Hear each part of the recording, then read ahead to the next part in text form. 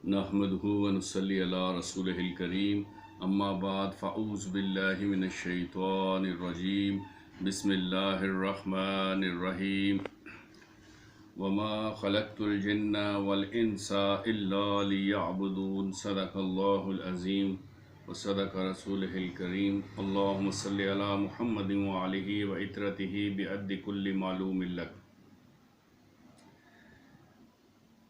मेरा नाम महमूद नज़ीर है और आप देख रहे हैं यूट्यूब चैनल। आज मुझे कुछ गुजारिशात करनी हैं अपने शेख मुकर्रम की उन सालिकात से जिनको हज़रत से नफ़ी असबात तक के नक्शबंदी सिलसिले के असबाक की इजाज़त है। इंसान मुकर्रम मोहतरम ख़ास तब होता है जब उसकी किसी ख़ास के साथ निस्बत हो।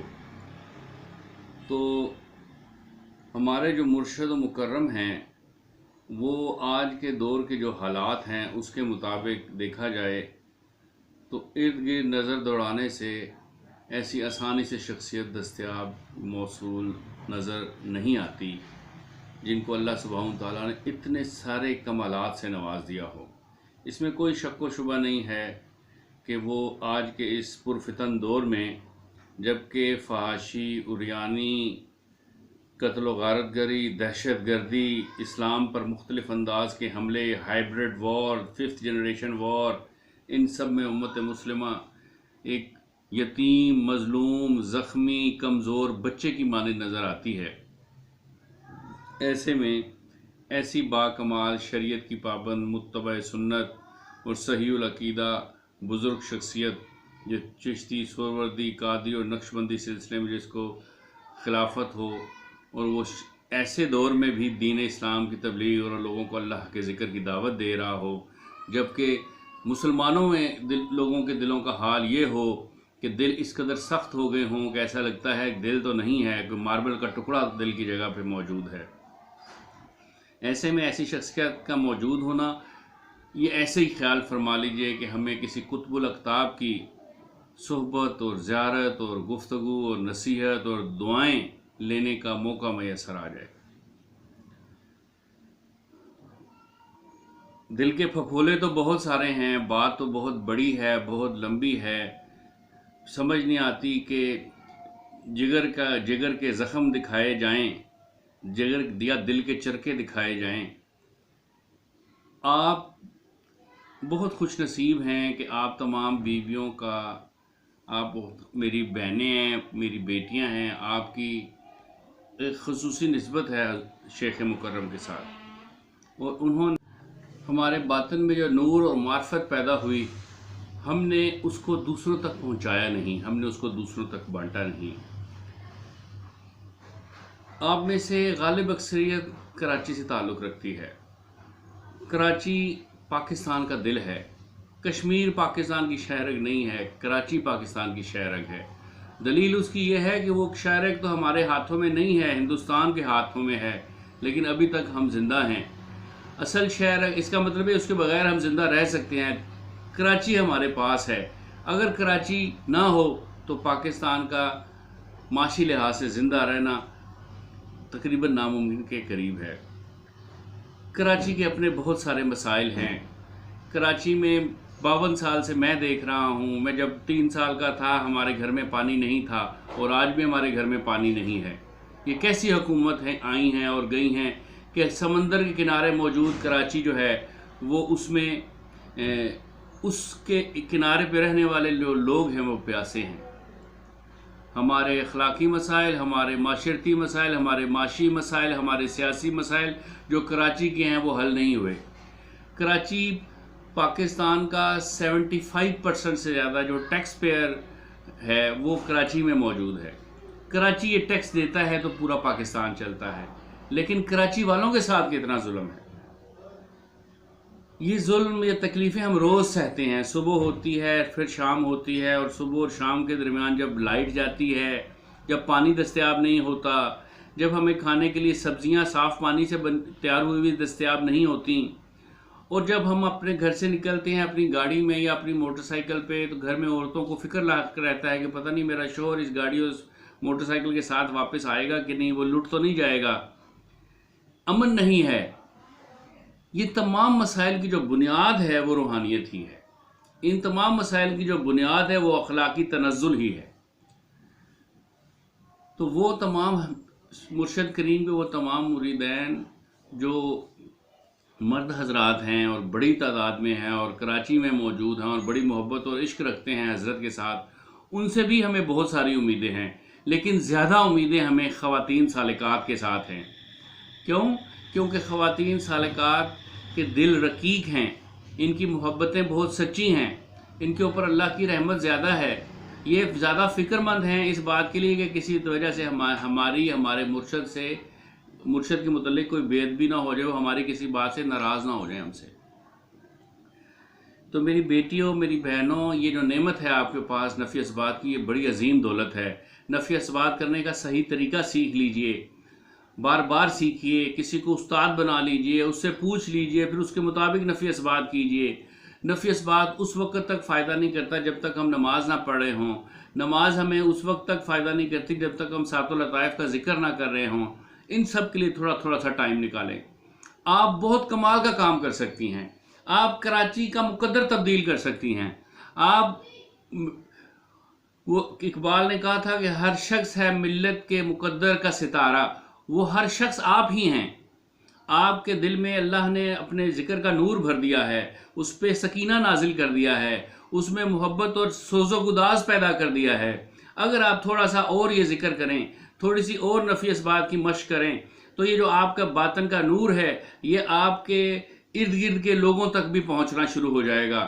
حضرت امام جعفر صادق رضی اللہ تعالیٰ عنہ کے پاس ایک شخص آیا اور اس نے آ کے عرض کی, حضور دین اسلام کی تبلیغ کے لیے میں فلاں ملک جا رہا ہوں. آپ نے فرمایا, اچھا اب تو نے ارادہ کر ہی لیا ہے جانے کا تو ٹھیک ہے, تو چلا جا, لیکن ہماری ایک نصیحت یاد رکھنا. اور وہ نصیحت یہ ہے کہ جہاں پہ جاؤ اور لوگوں سے ملو اور لوگ کہیں گے تقریر کرو, تو وہاں پہ تقریر نہ کرنا, کلام نہ کرنا, لوگوں کے سامنے گفتگو نہ کرنا, کوئی قرآن نہیں سنانا. تو اس نے کہا, حضور جب میں قرآن نہیں سناؤں گا, جب میں حضور صلی اللہ علیہ وسلم کی حدیث نہیں سناؤں گا, جب میں عبرت کی باتیں نہیں بتاؤں گا, جب آخرت کے احوال بیان نہیں کروں گا, تو لوگوں کے دل میں اسلام کی محبت اور رغبت کیسے پیدا ہوگی؟ میں کیسے لوگوں کو تبلیغ کروں گا؟ حضور نے حضرت امام جعفر صادق رضی اللہ تعالیٰ عنہ نے فرمایا, اگر جس شخص کو تمہاری خاموشی سے فائدہ حاصل نہیں ہوگا, اس کو تمہارے کلام سے بھی فائدہ حاصل نہیں ہوگا. تو ہمارے شیخ ہم سے چاہتے کیا ہیں؟ وہ کیا یہ چاہتے ہیں کہ آج کے دور میں ہم کسی جنگل میں جھوپڑی بنا کر بیٹھ جائیں اور وہاں پہ بیٹھ کے رابعہ بصری کی طرح ذکر اذکار کریں؟ نہیں, مقصد یہ وہ زمانہ نہیں ہے جو جنگل میں جا کے بیٹھ جانے کا ہے. یہ وہ زمانہ ہے کہ جس میں ہم شہروں میں جو موجود ہیں وہ اللہ کا ذکر کریں اور اکٹھے ہو جائیں, ایک پلیٹ فارم پہ آ جائیں, خود کو ایک فورس محسوس کریں اور اس پیغام کو کم از کم اپنے ارد گرد میں سے کسی ایک خاتون تک پہنچا دیں, کہ اپنے شیخ مکرم کا تعارف کروائیں کہ ہمارے ایک بزرگ ہیں, ہمارے ایک پیر ہیں, وہ بڑے کامل ولی اللہ ہیں, ان کی نظر میں بڑی تاثیر ہے, ان کی دعاؤں میں بڑی تکمیل ہے, ان کی توجہ سے انسان سلوک اللہ کی محبت کا راستہ تیزی سے طے کر لیتا ہے, نماز کا شوق پیدا ہو جاتا ہے, ذکر کی کیفیات قلب میں پیدا ہو جاتی ہیں, زندگی سنت کے مطابق ہو جاتی ہے. آپ بھی تشریف لائیں اور ان کا کلام سنیں, آپ بھی تشریف لائیں, اور جو خواتین کی محفل ہے اس میں اللہ کا ذکر ہم بیٹھ کے کرتی ہیں, اس ذکر میں آپ بھی شامل ہو جائیں. اتنے سے جملے ہی عرض کرنے ہیں. دلوں کو پھیرنے والی اللہ کی ذات ہے. جب ایک عورت ٹھیک ہوتی ہے, جب ایک عورت کی اصلاح ہوتی ہے, جب ایک عورت کو اللہ کی محبت و معرفت حاصل ہو جاتی ہے, جب ایک عورت کے دل میں خوف خدا پیدا ہو جاتا ہے, تو وہ پورے کے پورے گھر کو تبدیل کر دیتی ہے. پورے کے پورے گھر میں انقلاب آ جاتا ہے. اس کی گود میں جو بچہ ہوتا ہے اس کے قلب میں بھی نور پیدا ہو جاتا ہے, اس کی تربیت بھی روحانی طریقے سے اور اسلامی طریقے سے ہو جاتی ہے. تو گزارش یہ ہے کہ خود کو اکیلا اور تنہا نہ سمجھیں, اور حضرت جو فرما رہے ہیں, حضرت جو چاہ رہے ہیں, اس کو کرنے کی کوشش کریں, چاہے نتیجہ کچھ بھی ظاہر ہو. نتائج اللہ کے ہاتھ میں ہیں, نہ ہمارا کام عمل کرنا ہے. آپ سے گزارش یہ ہے کہ کراچی کے سیاسی مسائل کو محسوس کیجئے، کراچی کے معاشی مسائل کو بھی محسوس کیجئے، کراچی کے مذہبی مسائل کو بھی محسوس کیجئے، کراچی کے خاندانی اور معاشرتی مسائل کو بھی محسوس کیجئے، اور ان کی اصلاح کے لیے، ان میں بہتری لانے کے لیے فکر مند رہیے۔ ایک پلیٹ فارم پہ اکٹھے ہو جائیے، آپس میں یونائٹ ہو جائیے۔ یاد رکھیں، دنیا میں بڑے لوگ وہی ہوتے ہیں، جو بڑا کام وہی لوگ کرتے ہیں جو بہت زیادہ پازیٹیو سوچتے ہیں۔ آج جو جنگ ہے وہ توپ اور تفنگ کی نہیں رہ گئی، وہ S-400 میزائل کے فائر کرنے کی نہیں رہ گئی، وہ ٹینک اور کلاشنکوف اور بزوکے کی یا سٹنگر میزائل کی جنگ نہیں ہے۔ آج ایک انسان 1,00,000 میل دور بیٹھ کے دوسرے انسان کے خیال کو تباہ کر دیتا ہے، اور وہ جدید سوشل میڈیا کے ذریعے ان خیالات کو تباہ کرتا ہے، اور ان خیالات کو ایک خیال جب ہم کسی کا بگاڑ دیتے ہیں تو اس کی پوری زندگی کو بگاڑ دیتے ہیں۔ آج یوٹیوب پہ بیٹھ کے، فیس بک پہ بیٹھ کے، انسٹاگرام پہ بیٹھ کے اسلام دشمن قوتیں کیا کر رہی ہیں؟ وہ یہی کر رہی ہیں کہ مسلمانوں کے خیالات کو خراب کر رہی ہیں، ان کے نظریات کو، عقائد کو خراب کر رہی ہیں، ان کی اخلاقی حالت کو تباہ کر رہی ہیں۔ آپ بچے دیکھیں، آپ ہمارے بچے فرما بردار نہیں ہیں۔ بچے جو ہیں وہ موٹو پتلو اور مختلف قسم کے دوسرے کارٹونز دیکھنے میں انہوں نے اب خود کو مصروف کر لیا ہے۔ یہ یہودیوں نے اور اسلام دشمن طاقتوں نے اور شیطان نے مائنڈ کنٹرول کر لیا ہے بچوں کا۔ بچے والدین سے علیحدہ ایک اینٹی بن گئے ہیں، اور نہ صرف یہ کہ وہ ہم سے علیحدہ ہو گئے، بلکہ اس کے ساتھ ساتھ نوجوانوں کو بھی اسی طرح اخلاقی طور پہ تباہ کر دیا ہے۔ اخلاقی طور پہ ہماری حالت کس قدر خراب ہو گئی ہے، اس کا اندازہ لگانے کے لیے آپ اسلام آباد میں ہونے والے نور مقدم کیس سے اگر واقف ہیں تو یہ ایک چاول کی دیگ میں ایک چاول کے دانے، اس کو تصور کر لیجئے۔ ہم بہت تباہ حال ہو گئے ہیں اخلاقی لحاظ سے۔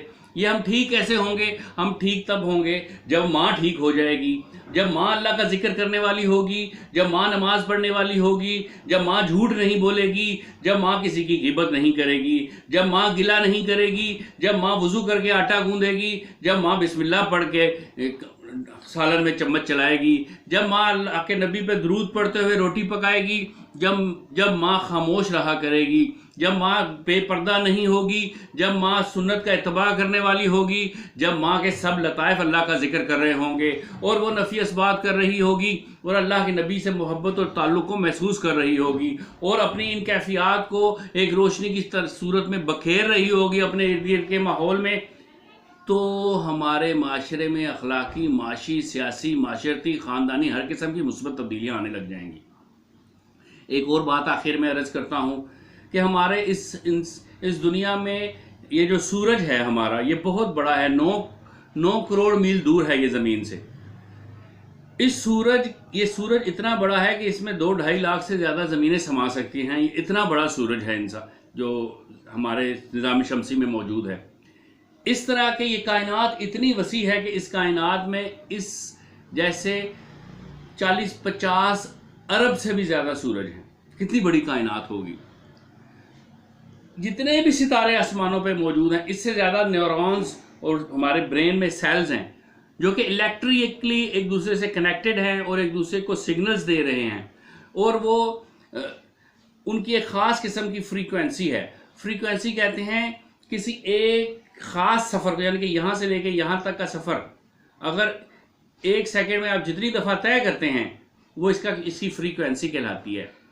تو عام طور پہ انسان کی جسم کے اندر، اس کے دماغ کے اندر ایک خاص قسم کی انرجی ڈیولپ ہوتی ہے، جو 85% سے زیادہ لوگوں کی وہ جو انرجی ہے اس کا معیار 200 سے کم کا ہوتا ہے۔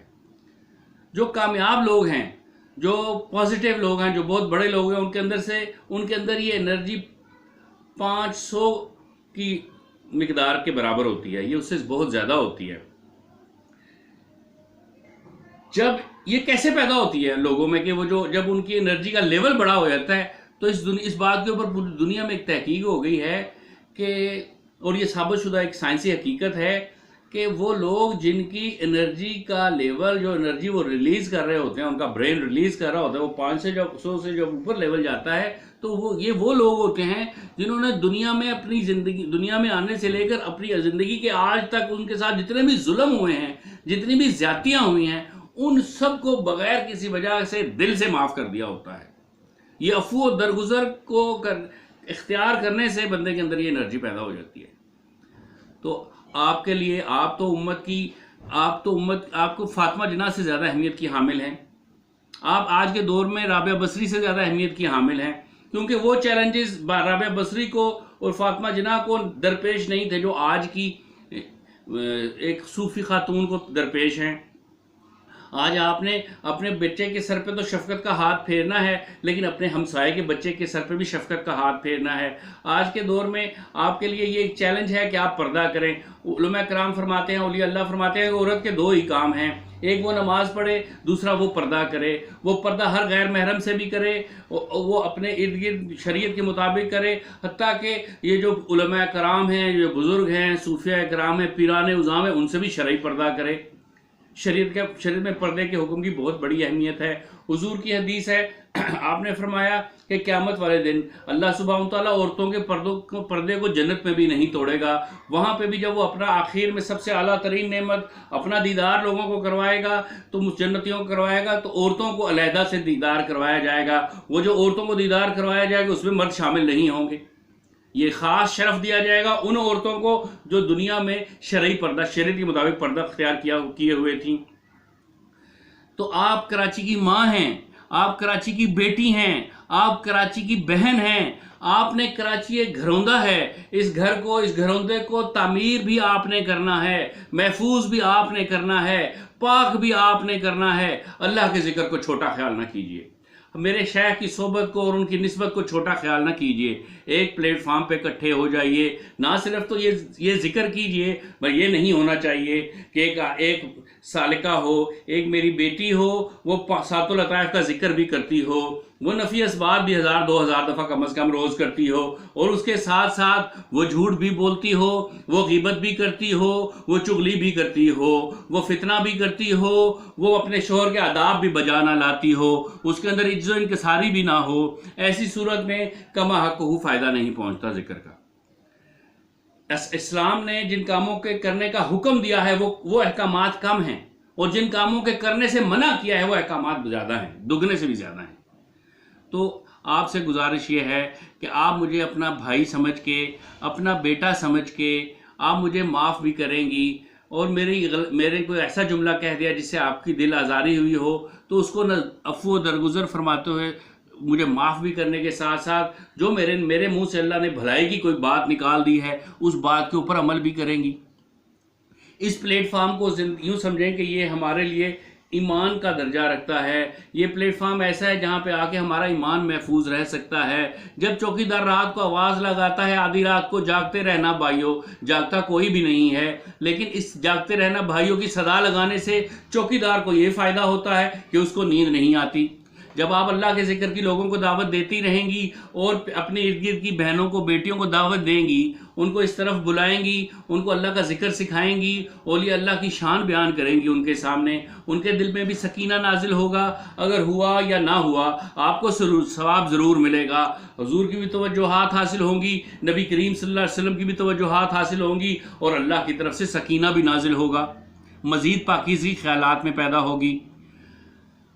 اللہ سبحانہ تعالیٰ سے دعا ہے کہ میری ان بیٹیوں کو، میری ان بہنوں کو اللہ استقامت عطا فرمائے، اور ان کو ایک پلیٹ فارم نصیب فرمائے، ان کے اندر ایک انقلاب برپا فرما دے، ان کو ایک ملت اسلامیہ میں ایک جسم کی سی صورت ان کی بنا دے، وہ ایک فورس بن جائیں، ایک ایسی روحانی فورس بن جائیں جو روحانیت کو پھیلانے والی ہوں، جو غیر اخلاقی مسائل کو ختم کرنے والی ہوں، جو لوگوں کو بیویوں کے دلوں کو اللہ کے ذکر کی طرف متوجہ کرنے والی ہوں.